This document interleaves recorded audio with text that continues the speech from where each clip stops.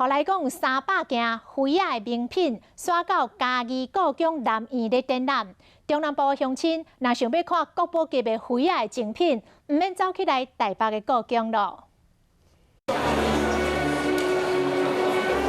会使看到金仔色的鱼仔伫热水中伫游，转动来源，会使看到无共款的画面。这件制青美金鱿鱼转心盘，这是清朝发龙彩绘，国宝级的珍品伫嘉义故宫南院展出。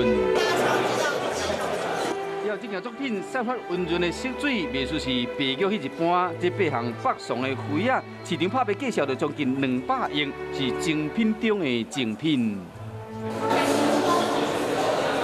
伫粗灰仔顶面画图，再搁插一片的透明釉，这青花瓷伫明朝是主流，嘛是这摆展览的焦点。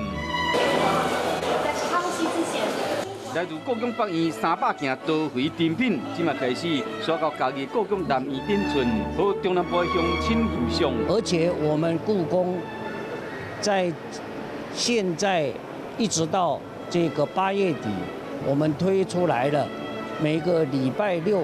礼拜天免费入馆参观的这一个办法，体现出各朝代徽仔的精妙工法，以及各宫刀徽器文化交流甲传承。每一项作品拢值得好好欣赏。